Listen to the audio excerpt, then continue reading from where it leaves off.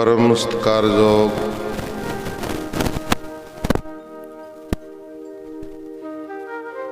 सतगुरां दी सजी और नवाजी हुई साध संगत जीओ, आप माई पाई तनता दे जोग हों जिन्हां नूं सतगुरु जी दे चरनां दे विच बैठण दे सुभाग समय प्राप्त होए ने। असीं तुसीं सारे ही उत्तम कर्मां वाले हाँ, वड्डे कर्मां वाले हाँ, जिन्हां नूं चबरा तख्तां दे मालक गुरता गद्दी ते विराजमान प्रतख सतगुरु सारे संसार दे सांझे रहबर उन्हां दे चरनां दे विच बैठण दा सुभाग समा प्राप्त होया। कल विचार चल रही सी भाई नंद सिंह जी नूं सतगुरु महाराज जी ने बरकती साधु बनन दा दस्या भी जे साधु बनना तो ऐसा बना। सतगुरु जी ने फरमाया कि भाई नंद सिंह जे तेरी इच्छा है बरकती साधु बनन दी तां फिर ऐसा बन जैसा कि तपस्वी बनया सी। बरकती बन के फिर तेनों कोई लोभ लालच तृष्णा इसदा मार्ग तो हटा ना सके। दूसरा रास्ता गृहस्थी दा है, दूसरा रास्ता गृहस्थी दा है। जे तू इसनों धारण कर लवे तां ओ भी चंगी तरह सुन ला। महाराज जी कहते जे गृहस्थी बनना ना, गृहस्थी का मार्ग ते धारण करना, फिर वो भी कहते सुन ला भी गृहस्थी कहे जा होना चाहिए है। आओ सुनिए कलगीधर पातशाह गुरु गोबिंद सिंह महाराज जी भाई नंद सिंह जी नूं समझा रहे ने। कलगीधर पातशाह गुरु गोबिंद सिंह महाराज जी कहते जे गृहस्थी बनना तो ऐसा बनी। सुनो कैसा बनना, त्याग सुनियो। भाई नंद सिंहा जे गृहस्थ धर्म धारण करना होवे तो ऐसा करिए जैसा कि एक कबूतर ते कबूतरी दे जोड़े ने कीता सी। बंदियां नूं समझाउण वास्ते पशु पंछियां दे उधार देने पैंदे आ। दा मतलब फिर तो पशु पंछियों भी बंदा घटिया थले आ, उन्होंने उदाहरण देने पैंदे आ।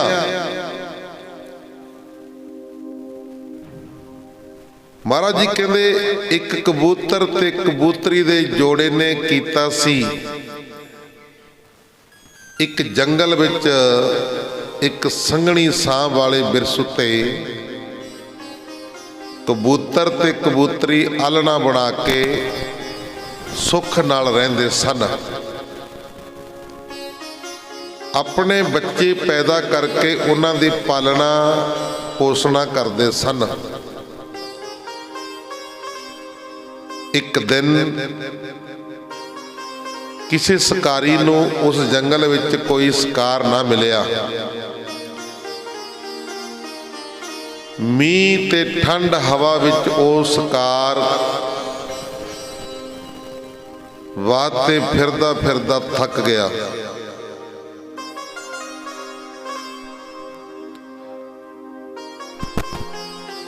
उसनूं उत्थे ही रात पै गई।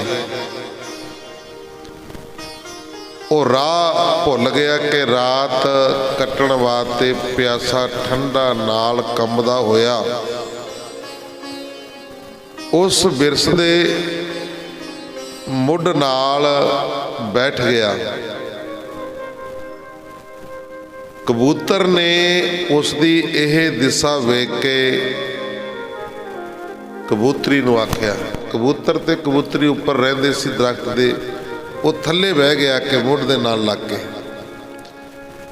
कबूतर ने उसदी यह दिशा वेख के कबूतरी नूं आख्या, हे भागवाने, असी गृहस्थी पंछी हाँ, साडे घर ये मनुख अभ्यागत बन के ठहरिया है। गृहस्थी का धर्म है कि घर आए अभ्यागत नूं, घर आए मेहमान नूं भोजन ते विश्राम देवे। ये गृहस्थी का धर्म है। गृहस्थी का धर्म है कि आए मेहमान नूं भोजन ते विश्राम वास्ते जगह देवे। इस करके सानू पहला इसदी भुख दूर करनी चाहिए है। इस करके सानू इसदी भुख दूर करनी चाहिए है। ये आख के कबूतर एक अग तो अग दी मेंगन चुंझ विच फड़ के लै आया अते शिकारी दे पास सुट दिती।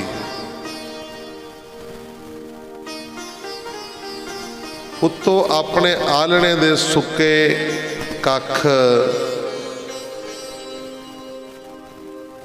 उस अग बालन वास्ते डिग दिते। देखो पहले तो कबूतर किहदे घरों जाके चुंझ दे विच अग दी अंगियारी लैके आया, फिर वो अग उहदी अंगियारी उहदे मूहरे सिट के फिर अपने आलणे दे विच जिहड़े घाह फूस सी वो थोड़ा थोड़ा करके अग दे उत्ते सिटिया। तां गुरमुख प्यारे जानवर बड़े सियाणे हुंदे आ। जानवर बड़े सियाणे हुंदे आ।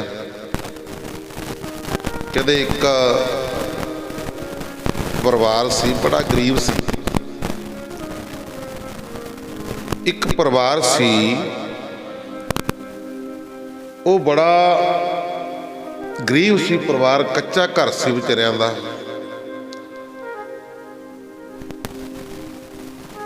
रहन बसेरा करते ने बड़े औखे आ दोवें पति और पत्नी।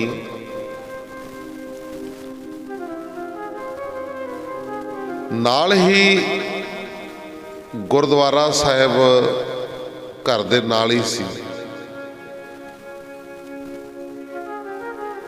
उन्हां दे घर दे विच, कच्चे घर दे विच एक कबूतर ते कबूतरी ने आलना पाया होया सी।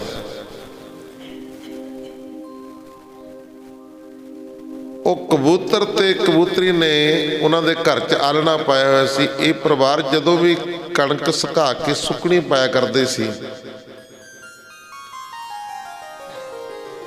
वो कबूतर ते कबूतरी उस सुकनी पई हुई कणक नूं अपनी चुंझ दे नाल वो जिहड़ी गुरु घर कणक पई हुंदी सी उहदे विच लिया के सिट दिया करदे सी। इस तरह करते गए जदों कणक सुकनी पाया करन चुंझां भर के कबूतर ते कबूतरी गुरु घर की कणक दे विच अपनी चुंझ नालों दाने सिੱਟਦੇ गए। भाव के उन्हां दा थोड़ा थोड़ा थोड़ा दान निकलता गया। तो हौली हौली हौली वो भी बहुत बड़े अमीर बन गया। हौली हौली वो बड़े अमीर बन गए, बड़ी माया इकट्ठी हो गई उन्होंने कोल। जदों माया इकट्ठी हो गई उन्होंने कहा भी कहते कच्चा घर आ, चलो आप भी कहते कोठी महल माड़ी बना ली कोई वधिया। जदों कोठी महल माड़ी बनान लगे, कच्चा घर ढाहिया ਤੇ ਉੱਥੋਂ ਕਬੂਤਰ ਤੇ ਕਬੂਤਰੀ ਦਾ ਜਿਹੜਾ ਆਲਣਾ ਸੀ ਉਹ ਵੀ ਢਹਿ ਗਿਆ। ਹੁਣ ਕਬੂਤਰ ਤੇ ਕਬੂਤਰੀ ਉਸ ਘਰ ਦੇ ਵਿੱਚੋਂ ਚਲੇ ਗਏ, ਕਿਤੇ ਹੋਰ ਆਪਣਾ ਰਹਿਣ ਬਸੇਰਾ ਬਣਾ ਲਿਆ। ਇੱਧਰੋਂ ਇਹਨਾਂ ਨੇ ਮਹਿਲ ਬਣਾ ਲਿਆ, ਮਹਿਲ ਬਣਾ ਕੇ ਰਹਿੰਦੇ ਨੇ। ਸਮਾਂ ਲੰਘਦਾ ਗਿਆ। ਅੱਗੇ ਜਿਹੜਾ ਕੰਮ ਪਹਿਲਾਂ ਵੱਧਦਾ ਜਾਂਦਾ ਸੀ, ਹੁਣ ਮਹਿਲ ਬਣਾ ਲਿਆ, ਸਭ ਕੁਝ ਹੋ ਗਿਆ, ਮਾਇਆ ਬੜੀ ਆ ਗਈ, ਤੇ ਹੁਣ ਕੰਮ ਘਟਦਾ ਪਿੱਛੇ ਨੂੰ ਆਉਣ ਲੱਗ ਗਿਆ। ਕੰਮ ਪਿੱਛੇ ਨੂੰ ਆਉਣ ਲੱਗਿਆ ਤਾਂ ਬੜੇ ਹੈਰਾਨ ਹੋਏ ਵੀ ਇਹ ਕੀ ਕਾਰਨ ਹੈ।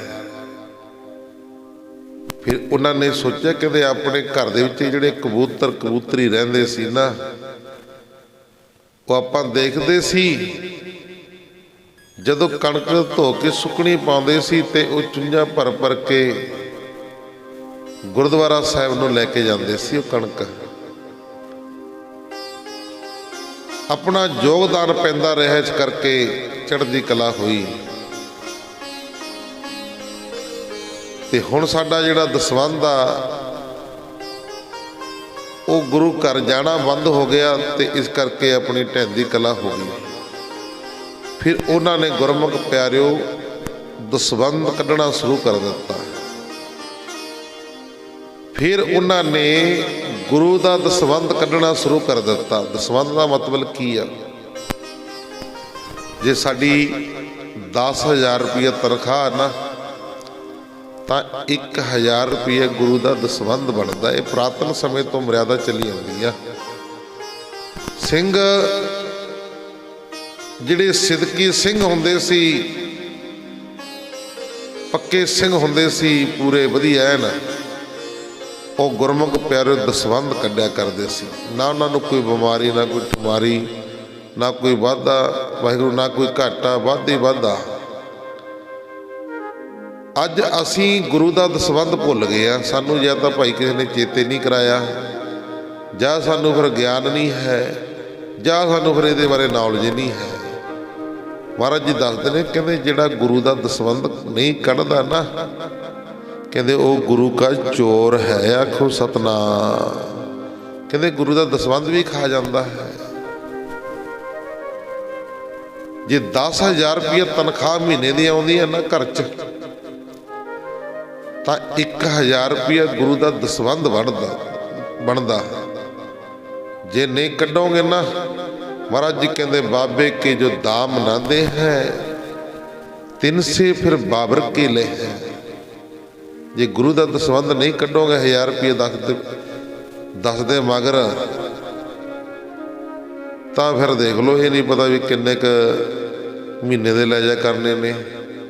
ਡਾਕਟਰਾਂ ਦੇ ਕੋਲ, ਵਕੀਲਾਂ ਦੇ ਕੋਲ, ਹੋਰ ਉਰਾਂ ਪਰਾਂ, ਫਿਰ ਆਏ ਨਿਕਲਦੇ ਨੇ।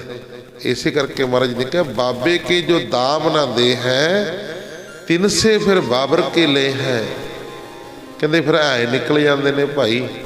ਜਿੱਦਾਂ ਸਿੱਧਾ ਹੋ ਕੇ ਗੁਰੂ ਦਾ ਦਸਵੰਧ ਕੱਢਦੇ ਰਹਾਂਗੇ, ਨਾ ਤਾਂ ਲੱਗੇਗੀ ਕੋਈ ਬਿਮਾਰੀ, ਨਾ ਕੋਈ ਲੱਗੇਗਾ ਦੁੱਖ। ਫਿਰ ਗੁਰਮੁਖ ਪਿਆਰੇ ਵਾਧੇ ਹੋਣਗੇ। ਆਖੋ ਸਤਨਾਮ। ਇਹ ਮੈਂ ਨਹੀਂ ਕਹਿੰਦਾ ਭਾਈ, ਇਹ ਗੁਰੂ ਜੀ ਕਹਿੰਦੇ ਨੇ। ਦਸਵੰਧ ਜੇ 20,000 ਰੁਪਈਆ ਤਨਖਾਹ, ਤਾਂ ਗੁਰੂ ਦਾ 2,000 ਰੁਪਈਆ ਬਣਦਾ। ਜੇ 5,000 ਰੁਪਈਆ ਤਨਖਾਹ, ਤਾਂ ਗੁਰੂ ਦਾ 500 ਰੁਪਈਆ ਬਣਦਾ। ਸਿੱਖਾ 9 ਹਿੱਸੇ ਤੇਰੇ ਨੇ ਤੇ ਇੱਕ ਮੇਰਾ ਹੈ। ਕੱਢਦਾ ਰਹੇਗਾ ਤੇ ਚੜ੍ਹਦੀ ਕਲਾ ਹੁੰਦੀ ਰਹੇਗੀ। ਤਾਂ ਗੁਰਮੁਖ ਪਿਆਰੇ ਉਹ ਪਰਿਵਾਰ ਫਿਰ ਦੁਬਾਰਾ ਦਸਵੰਧ ਕੱਢਣ ਲੱਗਿਆ ਤੇ ਚੜ੍ਹਦੀ ਕਲਾ ਹੁੰਦੀ। ਇਸ ਤਰ੍ਹਾਂ ਹੁੰਦਾ ਭਾਈ। ਆਪਾਂ ਵਿਚਾਰ ਕਰ ਰਹੇ ਸੀ, ਕਬੂਤਰ ਨੇ ਅੱਗ ਲਿਆ ਕੇ ਉਹ ਜਿਹੜਾ ਸ਼ਿਕਾਰੀ ਸੀ ਉਹਦੇ ਮੂਹਰੇ ਚੰਗਿਆਰਾ ਰੱਖਤਾ, ਉੱਪਰੋਂ ਆਲਣੇ ਦਿਓ ਘਾਹ ਫੂਸ ਸਿੱਟ ਦਿੱਤਾ। ਅੱਗ ਬਾਲਣ ਵਾਸਤੇ ਡੇਗ ਦਿੱਤਾ, ਜਿਸ ਨੂੰ ਵੇਖ ਕੇ ਸ਼ਿਕਾਰੀ ਨੇ ਅੱਗ ਭਖਾ ਲਈ ਅਤੇ ਹੋਰ ਲੱਕੜਾਂ ਇਕੱਠੀਆਂ ਕਰਕੇ ਅੱਗ ਦਾ ਭਾਂਬੜ ਬਾਲ ਕੇ ਸਰੀਰ ਦਾ ਪਾਲਾ ਦੂਰ ਕੀਤਾ। ਆਖੋ ਸਤਨਾਮ। ਫਿਰ ਕਬੂਤਰ ਨੂੰ ਆਖਿਆ, ਫਿਰ ਕਬੂਤਰੀ ਨੂੰ ਆਖਿਆ, ਇਹ ਘਰ ਵਾਲੀ ਭਾਗਵਾਨੇ, ਤੂੰ ਤਾਂ ਆਪਣੇ ਬੱਚਿਆਂ ਦੀ ਪਾਲਣਾ ਪੋਸ਼ਣਾ ਕਰ ਤੇ ਮੈਂ ਇਸ ਮਨੁੱਖ ਦੇ ਭੋਜਨ ਵਾਸਤੇ ਆਪਣਾ ਸਰੀਰ ਅਰਪਣ ਕਰਦਾ। ਕਹਿੰਦਾ ਤੂੰ ਬੱਚਿਆਂ ਦੀ ਪਾਲਣਾ ਪੋਸ਼ਣਾ ਕਰ, ਮੈਂ ਇਸ ਦੀ ਖੁਰਾਕ ਬਣਦਾ ਹਾਂ। ਆਪਣਾ ਸਰੀਰ ਮੈਂ ਇਹਨੂੰ ਅਰਪਣ ਕਰਦਾ ਹਾਂ। ਕਬੂਤਰ ਨੇ ਕਿਹਾ, ਇਹ ਮੇਰੀ ਇਸਤਰੀ ਦਾ ਧਰਮ ਹੈ। ਕਬੂਤਰੀ ਨੇ ਕਿਹਾ, ਇਹ ਮੇਰਾ ਇਸਤਰੀ ਦਾ ਧਰਮ ਹੈ, ਮੈਂ ਇਸ ਨੂੰ ਆਪਣੇ ਸਰੀਰ ਦਾ ਭੋਜਨ ਦਿੰਦੀ ਹੈ। ਕਬੂਤਰੀ ਕਹਿੰਦੀ ਵੀ ਮੈਂ ਆਪਣੇ ਸਰੀਰ ਦਾ ਭੋਜਨ ਦੇਵਾਂਗੀ, ਮੈਂ ਇਹਦੀ ਖੁਰਾਕ ਬਣਾਂਗੀ। ਦੋਹਰੇ ਦੇ ਵਿੱਚ ਲਿਖਿਆ ਹੈ, ਨਾਰੀ ਨਰਕ ਸਰੀਰ, ਨਾਰੀ ਨਰਕ ਸਰੀਰ ਹੈ, ਬਿਨ ਪੁਰਖ ਕਹਿ ਕਾਮ। ਕਹਿੰਦੇ ਨਾਰੀ ਇੱਕ ਜਿਹੜਾ ਸਰੀਰ ਆ ਇਹ ਨਰਕ ਦੀ ਤਰ੍ਹਾਂ ਹੈ। ਕਹਿੰਦੇ ਬਿਨਾਂ ਪੁਰਖ ਦੇ ਇਹ ਕਿਸ ਕੰਮ ਹੈ। ਬਿਨਾਂ ਪੁਰਸ਼ ਤੋਂ ਇਸਤਰੀ ਕਿਸ ਕੰਮ ਹੈ। ਕਹਿੰਦੇ ਉਹਦਾ ਸਰੀਰ ਕਹਿੰਦੇ ਨਰਕ ਦੀ ਨਿਆਈ ਹੈ। ਆਖੋ ਸਤਨਾਮ। ਸਤ ਗਤ ਦਾਤਾ ਪੁਰਖ ਹੈ, ਅਵਰ ਨਾ ਦਾਤਾ ਰਾਮ। ਕਬੂਤਰੀ ਨੇ ਕਿਹਾ, ਹੇ ਪਤੀ ਦੇਵ, ਪਤੀ ਤੋਂ ਬਿਨਾਂ ਇਸਤਰੀ ਕਿਸ ਕੰਮ ਦੀ ਹੈ। ਇਸਤਰੀ ਦੀ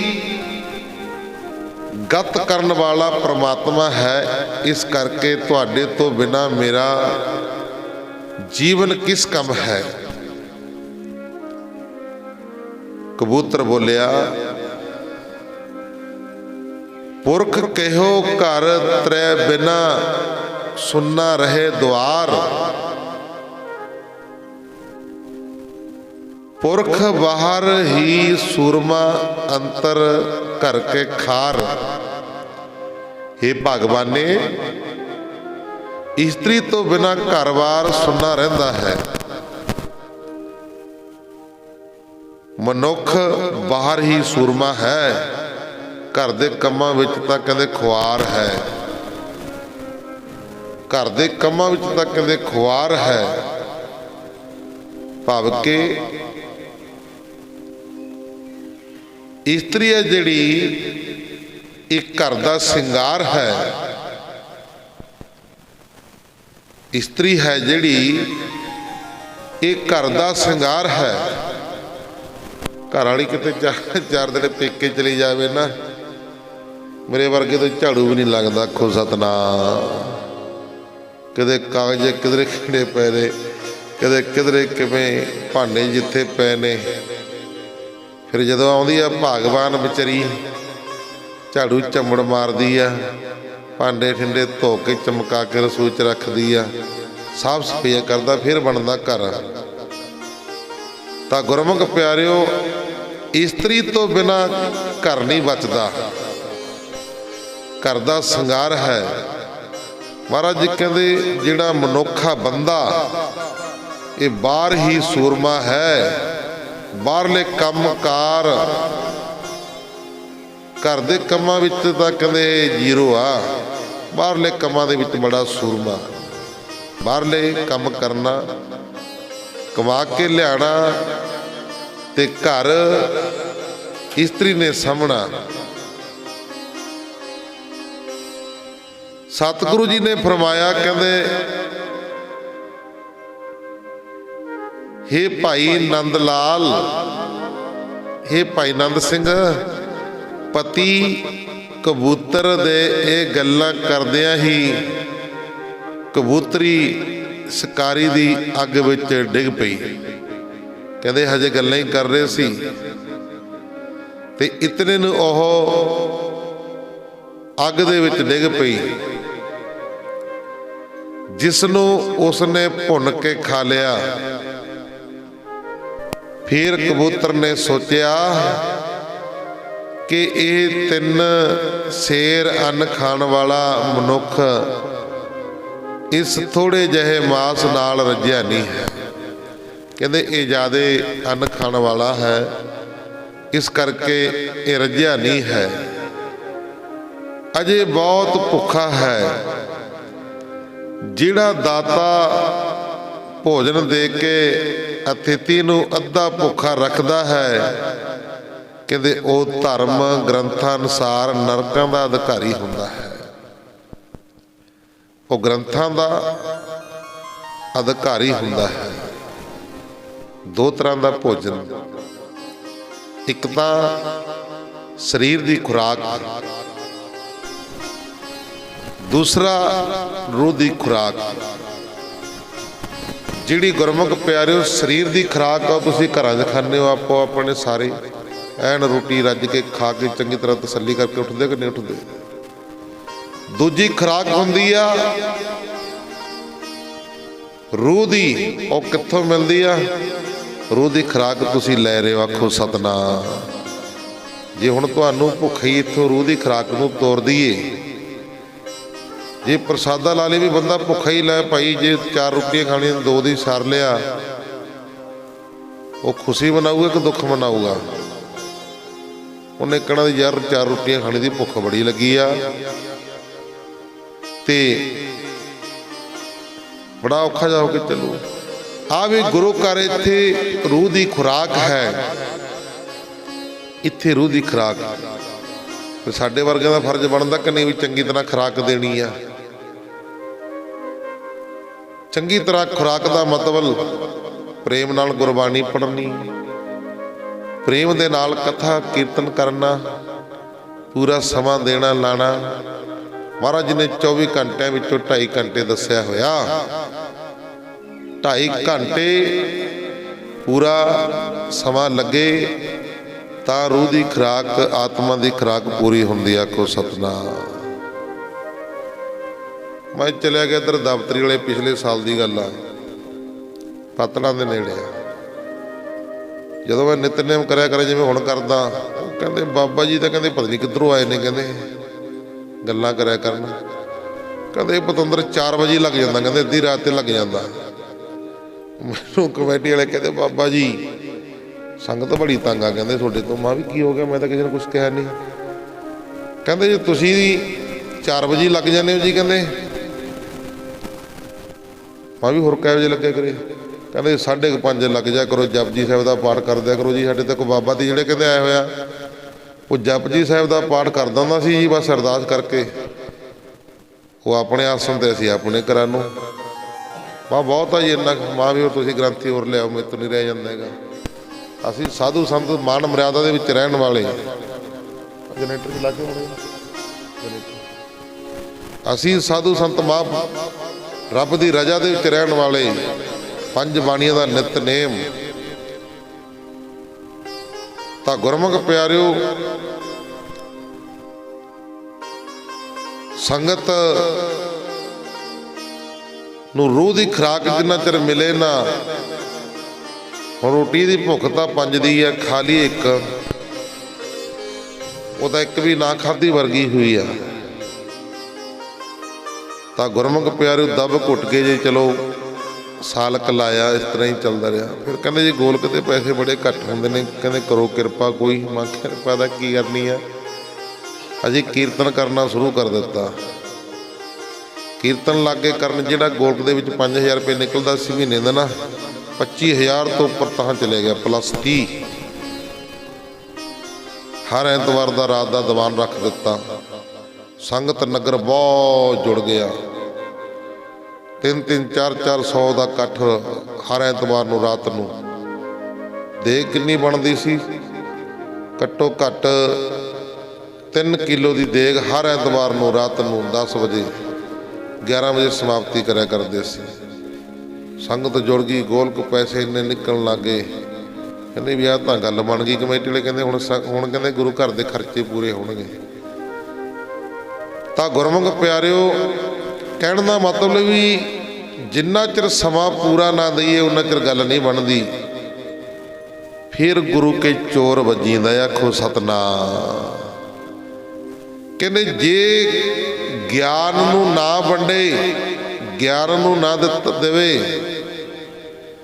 फिर कहते भाई प्रचारक दोषी आ। जे ज्ञान नूं ना वंडे, ना दवे, ना दसे समझावे तां प्रचारक दोषी है। जे कहते संगत ना सुने फिर वो दोषी। आखो सतनाम। इस करके भाई समा पूरा लाइंदा। महाराज जी कृपा करन, इस तरह सारी जिंदगी समा बतीत करन, इस तरह चलते रहिए। मैं 11 साल का सी जदों बाणा पा लिया सी। 11 साल का सी जदों ये बाणा शरीर ते धारण कर लिया सी। मुड़ के नहीं कढ़िया कदे नहीं भी, ਜਾਂ पग बन ली, ਜਾਂ कुर्ता पजामा पा लिया, कदे पेंट शर्ट नहीं। जो कानून आ वर्दी आ ते वर्दी आ, सतगुरु ने रहमत की आ। बहुत वधिया समा लंघदा रहा। इस करके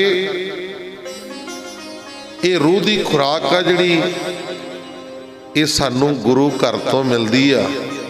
हुण तुसीं देखना भी लंगर चल रहा,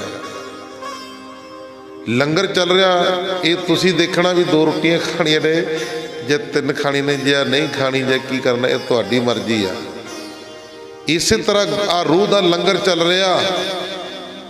जिहड़े सक लैणगे ना, उन्हां दी रूह तकड़ी हो जू, कामयाब हो जूगी। जिहड़े नहीं सकणगे भाई भुखे रहणगे। वो फिर हुण वधिया भुखे बंदे नूं की हुंदा, फिर बीमारियां लगदियां ने ना, चक्कर आउण लग गए जी, शरीर कमज़ोर हो गया, रंग पीला पैन लग जाता। इस तरह इस करके रूह की खुराक वो सानू आ मिल रही है गुरु के चरणों के विचों। कबूतर कहन लगा,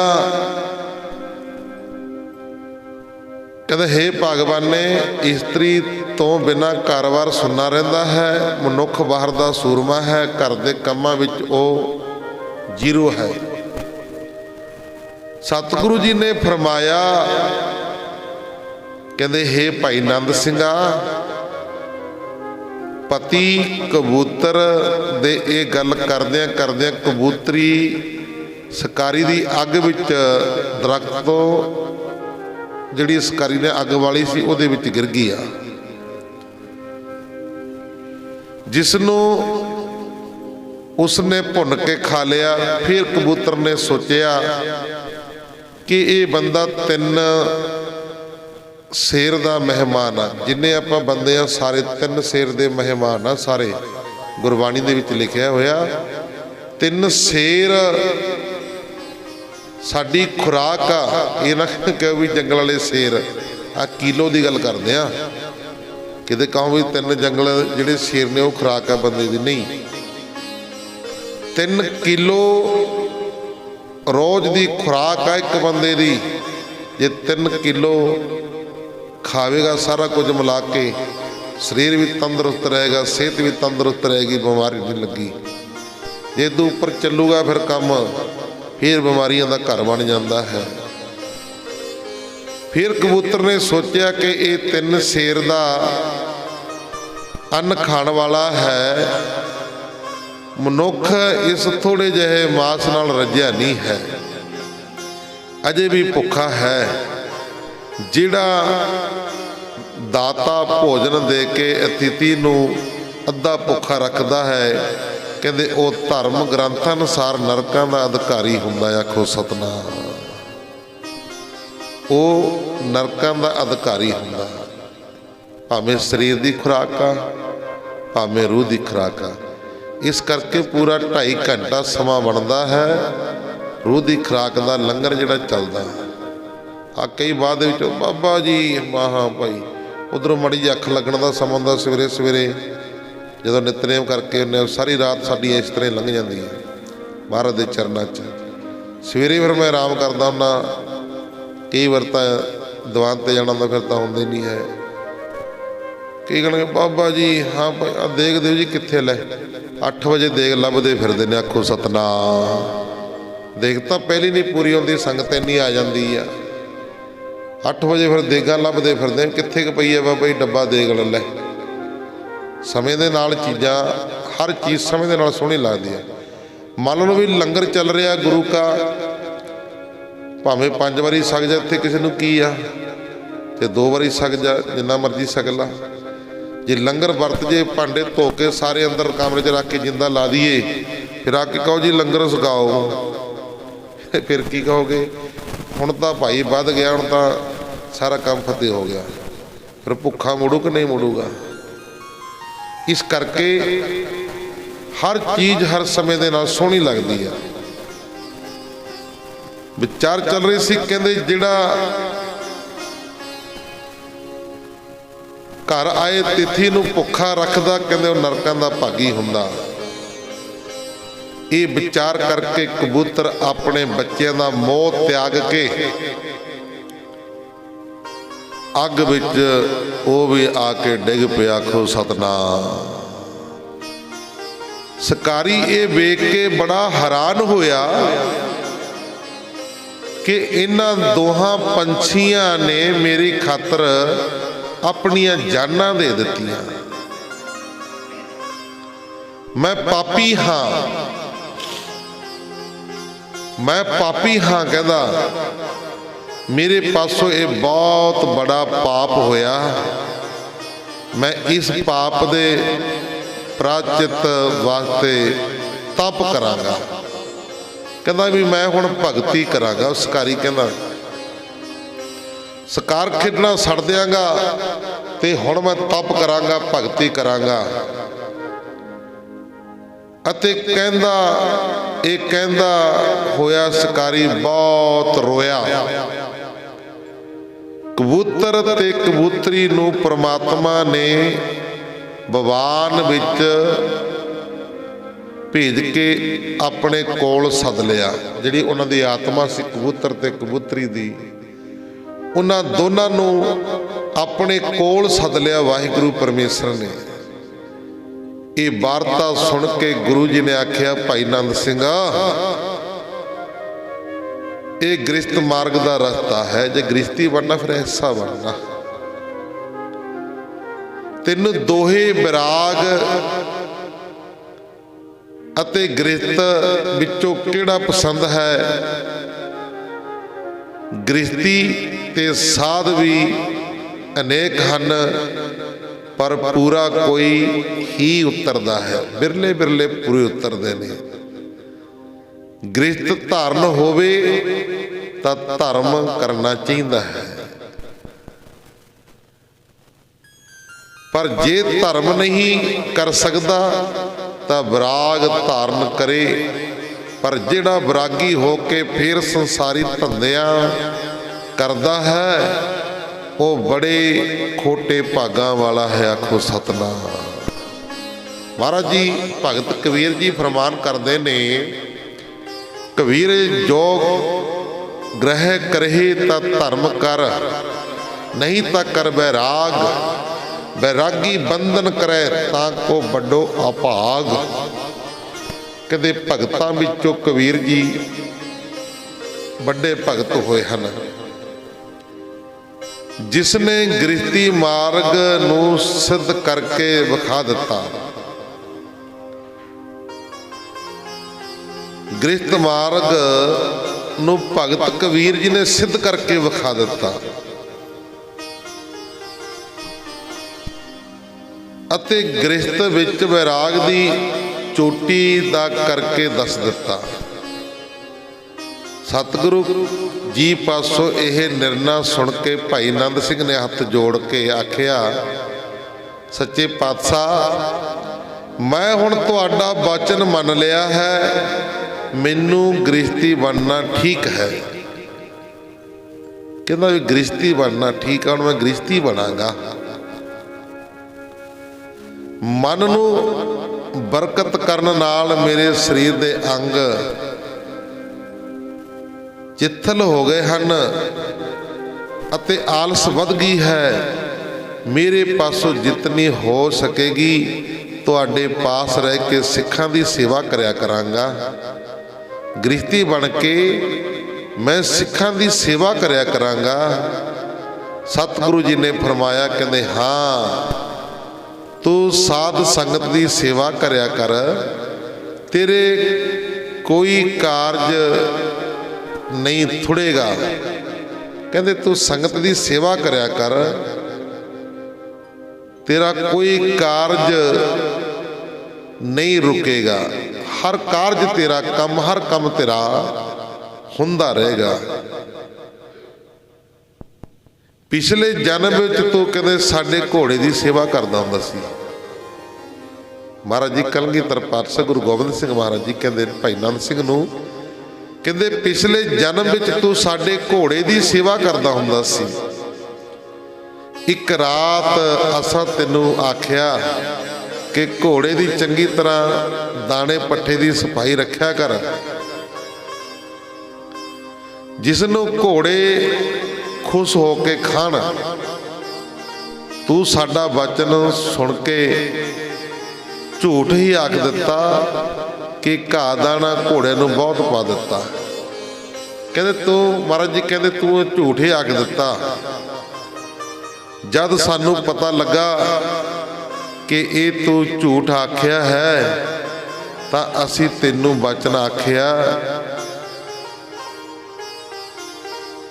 ਤੈਨੂੰ ਵਚਨ ਆਖਿਆ ਕਿ ਤੂੰ ਘਰ ਦਾ ਕੰਮ ਕਿਸ ਤਰ੍ਹਾਂ ਨਿਭਾਏਗਾ। ਜਦ ਤੂੰ ਸਾਡੇ ਅੱਗੇ ਝੂਠ ਬੋਲ ਕੇ ਘੋੜੇ ਦੇ ਪਾਸ ਹੁੰਦਾ ਹੋਇਆ ਵੀ ਉਹਦੀ ਸੁੱਧ ਨਹੀਂ ਲੈ ਸਕਿਆ। ਇਸ ਤਰ੍ਹਾਂ ਸਾਡਾ ਵਚਨ ਹੋਇਆ ਸੁਣ ਕੇ ਤੂੰ ਰੋ ਰੋ ਕੇ ਬੇਨਤੀ ਕੀਤੀ ਕਿ ਤੁਹਾਡਾ ਬਿਰਧ ਗਰੀਬ ਨਵਾਜ ਹੈ, ਮੇਰੀ ਭੁੱਲ ਬਖਸ਼ ਦਿਓ। ਅਸੀਂ ਤੇਰੇ ਉੱਤੇ ਦਇਆ ਕਰਕੇ, ਮਹਾਰਾਜ ਜੀ ਕਹਿੰਦੇ ਅਸੀਂ ਤੇਰੇ ਉੱਤੇ ਦਇਆ ਕਰਕੇ ਤੈਨੂੰ ਵਚਨ ਦਿੱਤਾ ਸੀ ਕਿ ਜਦ ਅਸੀਂ ਧਰਮ ਦੀ ਮਰਿਆਦਾ ਰੱਖਣ ਵਾਸਤੇ ਅਵਤਾਰ ਧਾਰਾਂਗੇ ਤਾਂ ਤੂੰ ਸਾਡਾ ਸਿੱਖ ਹੋ ਕੇ ਆਵੇਂਗਾ, ਤਦ ਤੇਰਾ ਉਧਾਰ ਕਰਾਂਗੇ। ਸੋ ਹੁਣ ਤੂੰ ਸਰੀਰ ਧਾਰ ਕੇ ਸਾਡੇ ਪਾਸ ਆ ਗਏ ਆ ਭਾਈ ਨੰਦ ਸਿੰਘ, ਅਸੀਂ ਤੈਨੂੰ ਹਰ ਤਰ੍ਹਾਂ ਨਿਭਾਵਾਂਗੇ। ਤੂੰ ਆਪਣੀ ਇਸਤਰੀ ਲਿਆ ਕੇ ਘਰ ਵਿੱਚ ਬਸ, ਨੀਚੇ ਨਾਲ ਸੰਗਤ ਦੀ ਸੇਵਾ ਕਰਿਆ ਕਰ। ਤੇਰੇ ਸਾਰੇ ਵਿਘਨ ਮਿਟ ਜਾਣਗੇ। ਆਨੰਦ ਸਿੰਘ ਨੇ ਆਪਣਾ ਸਾਰਾ ਪ੍ਰਸੰਗ ਕਲਗੀਧਰ ਪਾਤਸ਼ਾਹ ਗੁਰੂ ਗੋਬਿੰਦ ਸਿੰਘ ਮਹਾਰਾਜ ਜੀ ਦੀ ਬਖਸ਼ਿਸ਼ ਹੋਈ ਸੁਣ ਕੇ ਆਪ ਜੀ ਦੇ ਚਰਨਾਂ ਤੇ ਮੱਥਾ ਟੇਕਿਆ ਅਤੇ ਆਪਣੀ ਇਸਤਰੀ ਸਹਿਤ ਆਪ ਜੀ ਪਾਸ ਰਹਿ ਕੇ ਸਾਧ ਸੰਗਤ ਦੀ ਸੇਵਾ ਕਰਕੇ ਆਪ ਜੀ ਦੀਆਂ ਖੁਸ਼ੀਆਂ ਪ੍ਰਾਪਤ ਕਰਕੇ ਪਰਮਗਤ ਨੂੰ ਪ੍ਰਾਪਤ ਹੋਇਆ। ਕੋ ਸਤਨਾਮ, ਮੁਕਤੀ ਨੂੰ ਪ੍ਰਾਪਤ ਹੋਇਆ। ਅੱਗੇ ਪ੍ਰਸੰਗ ਮੁਕਤੀਨਾਮਾ। ਅੱਗੇ ਪ੍ਰਸੰਗ ਮੁਕਤੀਨਾਮਾ। ਇਸ ਤਰ੍ਹਾਂ ਸਤਿਗੁਰੂ ਜੀ ਆਪਣੇ ਸਿੱਖਾਂ ਦੀ ਸੰਭਾਲ ਕਰਕੇ ਪੂਰਾ ਭਰ ਕੇ ਸੰਸਾਰ ਸਮੁੰਦਰ ਤੋਂ ਪਾਰ ਉਤਾਰੀ ਜਾ ਰਹੇ ਹਨ। ਵਿਸਾਖੀ ਦਾ ਮਹੀਨਾ ਬੀਤ ਗਿਆ ਅਤੇ ਅੱਗੇ ਜੇਠ ਹਾੜ ਦੀ ਗਰਮੀ ਦੀ ਰੁੱਤ ਆ ਗਈ। ਆਪ ਜੀ ਜਿੱਧਰ ਕਿੱਧਰ ਇੱਛਾ ਹੁੰਦੀ ਜੰਗਲ ਵਿੱਚ ਸ਼ਿਕਾਰ ਖੇਡਣ ਨੂੰ ਜਾਂਦੇ। ਜਿੱਧਰ ਵੀ ਇੱਛਾ ਹੁੰਦੀ ਮਹਾਰਾਜ ਜੀ ਦੀ ਉਧਰ ਨੂੰ ਜੰਗਲ ਦੇ ਵਿੱਚ ਸ਼ਿਕਾਰ ਖੇਡਣ ਵਾਸਤੇ ਜਾਂਦੇ ਅਤੇ ਜਿੱਥੇ ਕਿਤੇ ਖੋਟੀ ਨੀਅਤ ਵਾਲਾ ਸੁਣਦੇ ਉੱਥੇ ਪਹੁੰਚ ਕੇ ਉਸ ਦੁਸ਼ਟ ਦਾ ਨਾਸ਼ ਕਰਦੇ। ਜਿਹੜਾ ਕੋਈ ਭੇਟਾ ਅਰਪਣ ਕਰਕੇ ਅੱਗੋਂ ਸਰਧਾ ਨਾਲ ਮਿਲਦਾ ਉਹਦੇ ਸਹਾਈ ਹੁੰਦੇ। ਇਹਨਾਂ ਕੌਤਕਾਂ ਵਿੱਚ ਗਰੀਖਮ ਚੜੇ ਹਾੜ ਗਰਮੀ ਦੀ ਰੁੱਤ ਬੀਤ ਗਈ ਤਾਂ ਗੁਰਮੁਖ ਪਿਆਰਿਓ ਚਾਰ ਸਪੇਰੇ ਬੱਦਲਾਂ ਦੀਆਂ ਘਟਾਂ ਚੜ ਚੜ ਕੇ ਆਉਂਦੀਆਂ ਤੇ ਮੂਲੇ ਧਾਰ ਮੀਂਹ ਨਾਲ ਧਰਤੀ ਹਰੀ ਭਰੀ ਕਰ ਦਿੰਦੀਆਂ। ਡੱਡੂ ਤੇ ਮੋਰਾਂ ਦੇ ਬੋਲਣ ਨਾਲ ਸੁਣਨ ਵਾਲਿਆਂ ਦੇ ਚਿੱਤ ਖੁਸ਼ ਹੁੰਦੇ। ਸਤਿਗੁਰੂ ਜੀ ਦੇ ਰਾਤ ਵਿਸਰਾਮ ਕਰਨ ਵਾਲੇ ਉੱਚੇ ਭਵਨ ਦੇ ਪਾਸ ਹੀ ਭਾਈ ਲਾਹੌਰਾ ਸਿੰਘ ਸਾਹਿਬਜ਼ਾਦਿਆਂ ਦੇ ਖਿਡਾਵੇ, ਜਿਹੜੇ ਸਾਹਿਬਜ਼ਾਦੇ ਨੂੰ ਖਿਡਾਉਂਦੇ ਹੁੰਦੇ ਸੀ ਉਹ ਭਾਈ ਲਾਹੌਰਾ ਸਿੰਘ ਸੀ। ਚੇਤੇ ਰੱਖਿਓ, ਜਦੋਂ ਸਾਹਿਬਜ਼ਾਦੇ ਛੋਟੇ ਹੁੰਦੇ ਸੀ ਉਹਨਾਂ ਨੂੰ ਖਿਡਾਇਆ ਕਰਦੇ ਸੀ, ਖਿਡਾਉਣ ਵਾਸਤੇ ਰੱਖੇ ਹੋਏ ਸੀ ਮਹਾਰਾਜ ਜੀ ਨੇ ਭਾਈ ਲਾਹੌਰਾ ਸਿੰਘ ਨੂੰ। ਅਤੇ ਮਾਲਾ ਸਿੰਘ ਸਾਹੂ ਘਰ ਦੇ ਸਨ। ਦੋ ਸਿੰਘ ਸੀ ਜਿਹੜੇ ਰੱਖੇ ਹੋਏ ਸੀ, ਭਾਈ ਲਾਹੌਰਾ ਸਿੰਘ ਤੇ ਭਾਈ ਮਾਲਾ ਸਿੰਘ। ਸਾਹੂ ਘਰ ਦੇ ਸਨ, ਭਾਵ ਕੇ ਵੱਡੇ ਘਰ ਦੇ ਸੀ, ਰੱਜੇ ਪੁੱਜੇ ਕਰਦੇ ਸੀ। ਇਨ੍ਹਾਂ ਘਰਾਂ ਤੋਂ ਕੀਤੀਆਂ ਹੋਈਆਂ ਗੱਲਾਂ ਗੁਰੂ ਜੀ ਨੂੰ ਸੁਣਾਈਆਂ ਜਾਂਦੀਆਂ ਸਨ। ਭਾਈ ਮਾਲਾ ਸਿੰਘ ਅੱਖਾਂ ਦੀ ਸ਼ਰਮ ਵਾਲਾ ਭਲਾ ਮਾਨਸ ਆਦਮੀ ਸੀ।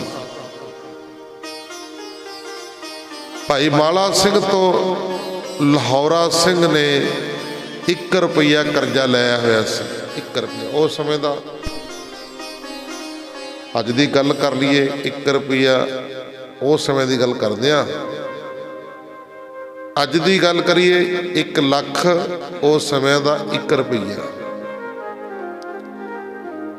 ਅੱਜ ਰੁਪਈਏ ਦਾ ਬਣਦਾ ਕੁਛ ਨਹੀਂ ਬਣਦਾ। ਦੁਕਾਨ ਤੇ ਵੀ ਨਹੀਂ ਖੜਨ ਦਿੰਦਾ। ਕੋਈ ਸ਼ੈਂਪੂ ਦੀ ਪੁੜੀ ਲੈਣੀ ਉਹ ਤਾਂ ਵੱਖਰੀ ਗੱਲ ਆ, ਉਹ ਵੀ 1 ਰੁਪਈਏ ਦੀ ਸ਼ੈਂਪੂ ਦੀ ਪੁੜੀ ਲੈਂਦੇ ਨੂੰ ਸ਼ਰਮ ਆਊਗੀ, ਉਹ ਵੀ ਨਹੀਂ ਅਗਲਾ ਲੈ ਕੇ ਜਾਂਦਾ 1 ਰੁਪਈਏ ਦੁਕਾਨ ਦੇ ਉੱਤੇ। ਉਹ ਵੀ ਅਗਲਾ ਕਹਿੰਦਾ ਭਾਈ ਇਕੱਠੀਆਂ ਮੰਗਾ ਲਓ 10-20 ਰੁਪਏ ਦੀਆਂ, ਸਾਰੇ ਪਰਿਵਾਰ ਨੇ ਇਸ਼ਨਾਨ ਕਰਨਾ ਹੁੰਦਾ। ਉਹ ਸਮੇਂ ਵੈਲਿਊ ਹੈ ਸੀ। ਸਮਾਂ ਬਦਲ ਗਿਆ। ਰੁਪਈਏ ਤੋਂ ਲੱਖਾਂ ਦੇ ਤੱਕ ਪਹੁੰਚ ਗਏ। ਪਰ ਅੱਜ ਕਈ ਉਹੀ ਰੁਪਈਏ ਤੇ ਤੁਰੇ ਫਿਰਦੇ ਨੇ। ਆਖੋ ਸਤਨਾਮ। ਉਹੀ ਰੁਪਈਆ ਚੱਲਦਾ ਆ ਰਿਹਾ। ਉਹ ਕੰਮ ਆ ਜਿਵੇਂ ਗਾਉਣ ਵਾਲੇ ਕਹਿੰਦੇ, ਦੇ ਕੇ 1 ਰੁਪਈਆ ਰੱਬ ਤੋਂ ਲੱਖਾਂ ਮੰਗੇ। ਐਡਾ ਮੂਰਖ ਨਹੀਂ ਰੱਬ ਹੈਗਾ ਵੀ ਤੁਹਾਨੂੰ 1 ਰੁਪਈਆ ਦੇ ਕੇ ਲੱਖਾਂ ਦੇ ਦੂਗਾ। ਉਹ ਬੜਾ ਸੂਝਵਾਨ ਆ, ਬੜਾ ਉਹ ਸ੍ਰਿਸ਼ਟੀ ਦਾ ਕਰਤਾ ਧਰਤਾ, ਸ੍ਰਿਸ਼ਟੀ ਨੂੰ ਚਲਾਉਣ ਵਾਲਾ, ਉਹ ਸ੍ਰਿਸ਼ਟੀ ਦਾ ਰੱਖਿਅਕ ਹੈ। ਉਹ ਦਾਤਾ ਕਿੱਡਾ ਵੱਡਾ, ਕਿੱਡਾ ਉੱਚਾ, ਤੇ ਸਾਡੀ ਸੋਚ ਉੱਥੇ ਖੜੀ ਰਹਿ ਗਈ ਪੁਰਾਣੇ ਸਮੇਂ ਦੀ। ਆਖੋ ਸਤਨਾਮ। ਅੱਗੇ ਤਾਂ ਦੇਖਿਆ ਜੀ ਨਿੱਕੇ ਹੁੰਦੇ ਸੀ, ਦਸੀ ਦੀਆਂ ਖੰਡ ਗੋਲੀਆਂ ਲੈਂਦੇ ਹੁੰਦੇ ਸੀ, ਦਸੀ ਦੇ 10 ਆ ਜਾਂਦੇ ਦੀਆਂ। ਹੁਣ ਦਸੀ ਤਾਂ ਦੇਖਣ ਨੂੰ ਨਹੀਂ ਮਿਲਦੀ ਹੈ। ਇੱਕ ਦਿਨ ਗੋਲਕ ਚੋਂ ਨਿਕਲੀਆਂ, ਮੈਂ ਕਿਹਾ ਮੈਂ ਹਾਂ ਪੈਸੇ ਦਸੀ ਪੰਜੀਆਂ ਜੀਆਂ, ਕਹਿੰਦੇ ਤਾਂ ਕਾਫੀ ਚਿਰ ਦੀਆਂ ਪਈਆਂ ਨੇ ਜੀ। ਮੈਂ ਸ਼ੁਕਰ ਆ, ਇਹ ਕਹਿੰਦੇ ਵੀ ਕਿਤੇ ਹੁਣ ਤਾਜ਼ੀਆਂ ਨੇ, ਫਿਰ ਹੋ ਗਿਆ ਸੀ ਕੰਮ ਜਾ। ਉਹ ਮੈਂ ਇਕੱਠੀਆਂ ਕਰਕੇ ਸਾਰੀਆਂ ਰੱਖ ਲਈਆਂ ਆਪਣੇ ਕੋਲ। ਕਹਿੰਦੇ ਬਾਬਾ ਜੀ ਤੁਸੀਂ ਕੀ ਕਰੋਗੇ?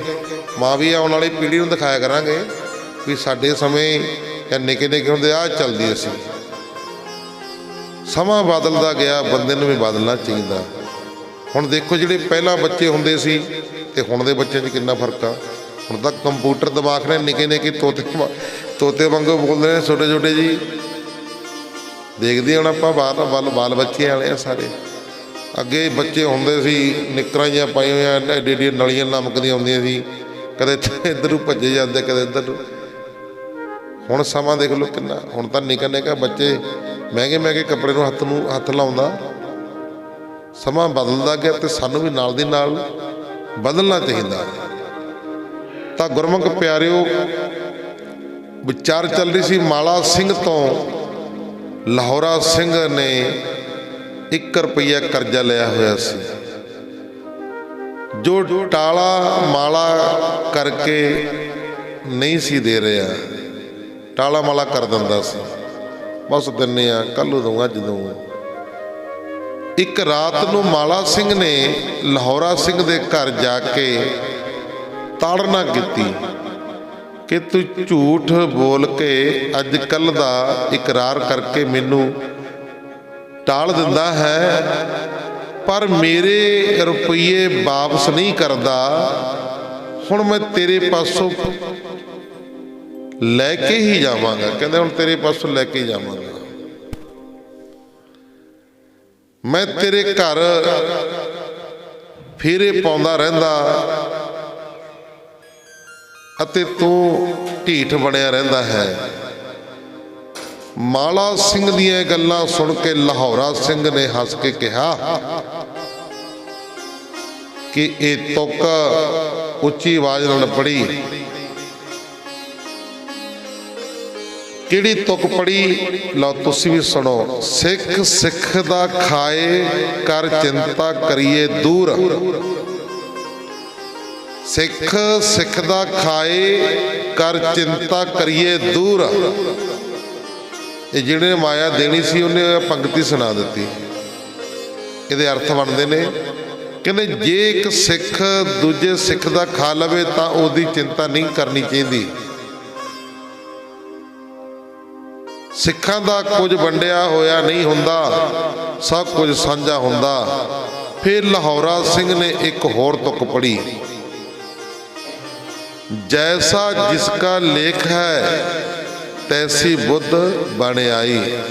ਇਹਦਾ ਅਰਥ ਬਣਦਾ, ਕਹਿੰਦੇ ਜਿਹੋ ਜਿਹਾ ਕਿਸੇ ਦੇ ਭਾਗ ਹੁੰਦਾ ਹੈ ਉਸ ਨੂੰ ਉਹੀ ਜੀ ਵਿਧ ਨਾਲ ਮਿਲ ਜਾਂਦਾ। ਭਾਵ ਕਿ ਮੇਰੇ ਭਾਗਾਂ ਵਿੱਚ ਤੇਰੇ ਪਾਸੋਂ ਲੈਣਾ ਇਸੇ ਵਿਧੀ ਨਾਲ ਲਿਖਿਆ ਹੋਇਆ ਸੀ।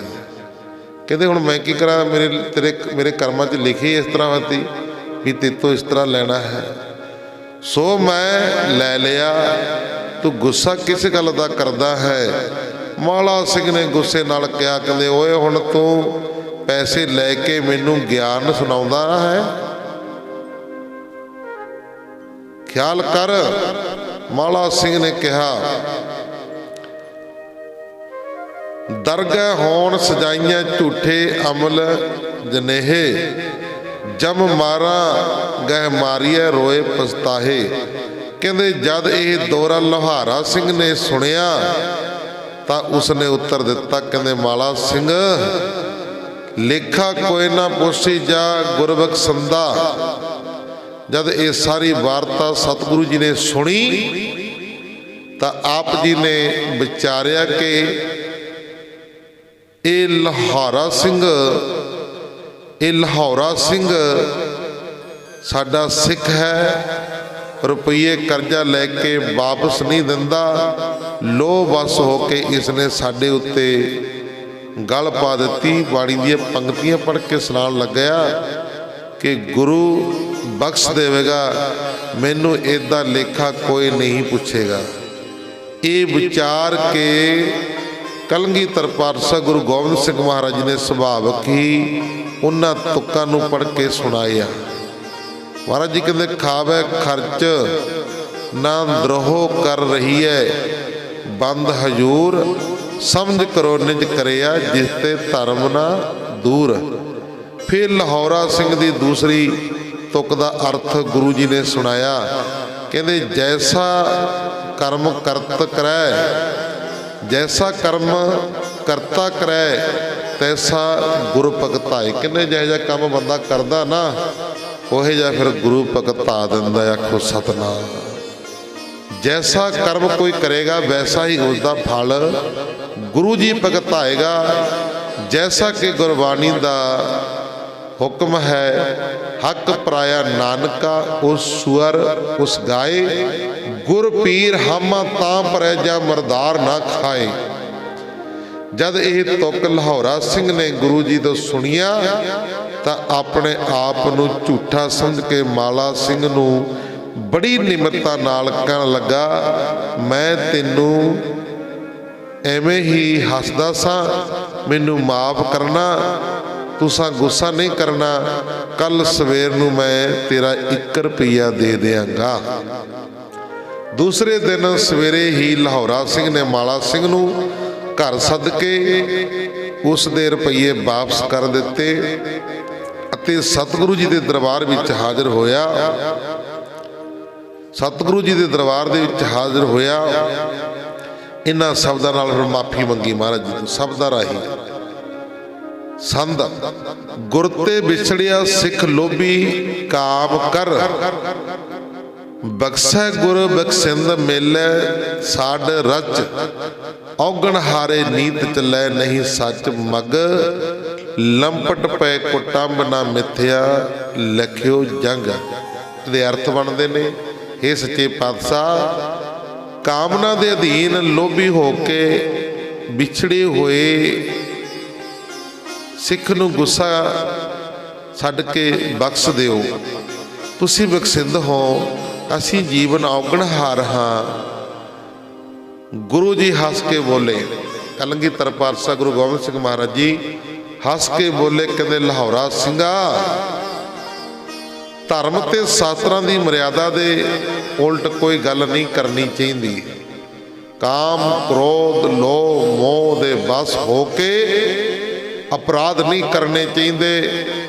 ਆਪਣੇ ਪੰਥ ਨੂੰ ਅਸੀਂ ਐਨ ਪੂਰਾ ਸਪਸ਼ਟ ਸਾਧੂ ਰੂਪ ਬਣਾਉਣਾ ਚਾਹੁੰਦੇ ਹਾਂ। ਕਹਿੰਦੇ ਅਸੀਂ ਜਿਹੜੇ ਸਾਡਾ ਪੰਥ ਹੈ, ਸਾਡੇ ਸਿੱਖ ਸੰਗਤਾਂ ਨੇ, ਅਸੀਂ ਉਹਨਾਂ ਨੂੰ ਐਨ ਵਧੀਆ ਸੁੱਧ ਬਣਾਉਣਾ ਚਾਹੁੰਦੇ ਹਾਂ।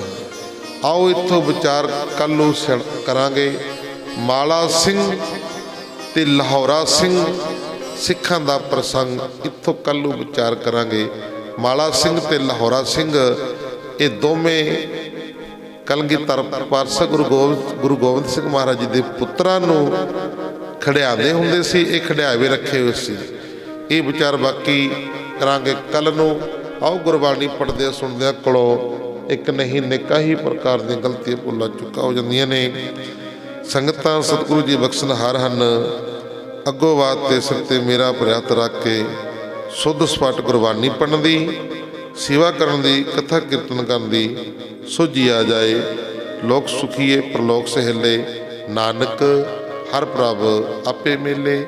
ਜੋ ਅੱਜ ਦੇਗ ਦੀ ਸੇਵਾ ਹੈ, ਸਰਦਾਰ ਨਿਰਮਲ ਸਿੰਘ ਜੀ ਇਹਨਾਂ ਪਰਿਵਾਰ ਵੱਲੋਂ ਦੇਗ ਦੀ ਸੇਵਾ, ਔਰ ਸਰਦਾਰ Bhupinder Singh ji son of Sardar Kuldeep Singh ji master ਜਨਮ ਦਿਨ ਦੀ ਖੁਸ਼ੀ ਦੇ ਵਿੱਚ ਇਹਨਾਂ ਪਰਿਵਾਰ ਵੱਲੋਂ ਦੇਗ ਦੀ ਸੇਵਾ ਹਾਜ਼ਰ ਹੋਈ। ਆਓ ਸ਼ਲੋਕ ਦੇ ਵਿੱਚ ਬੋਲ ਕੇ ਆਪਣੀ ਰਸ ਨੂੰ ਕਰੀਏ ਪਵਿੱਤਰ ਅਰਦਾਸ। ਹੁਕਮਨਾਮਾ ਸਾਹਿਬ ਕੜਾ ਪ੍ਰਸਾਦ ਦੇ ਗੱਲ ਲੈ ਕਰਕੇ ਫਿਰ ਆਪੋ ਆਪਣੇ ਕਰੋ ਵਿਹਾਰ ਕਰਨੇ।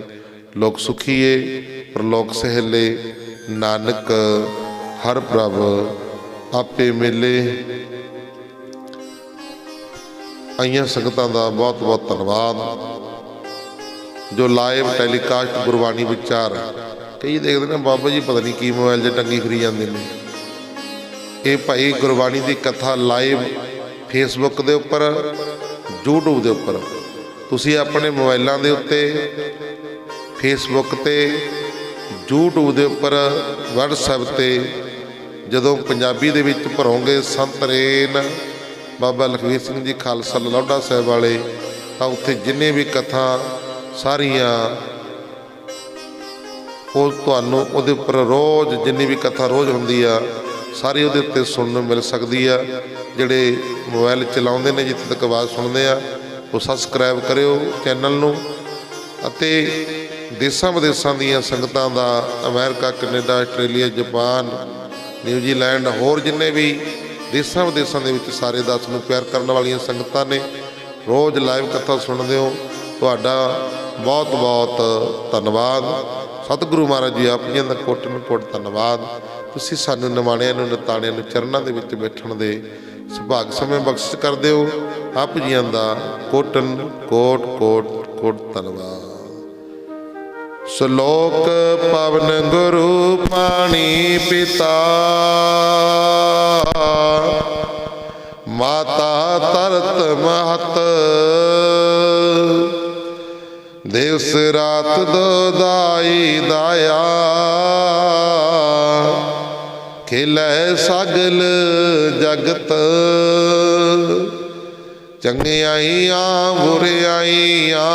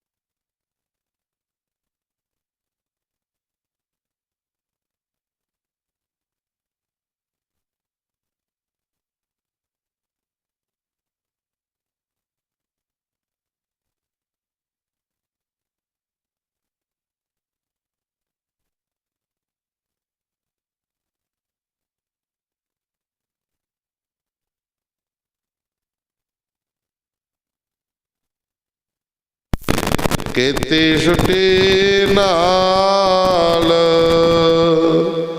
ਜਿਨੀ ਨਾਮ ਤੇ ਆਇਆ, ਗਏ ਮਸਕਤ ਕਾਲ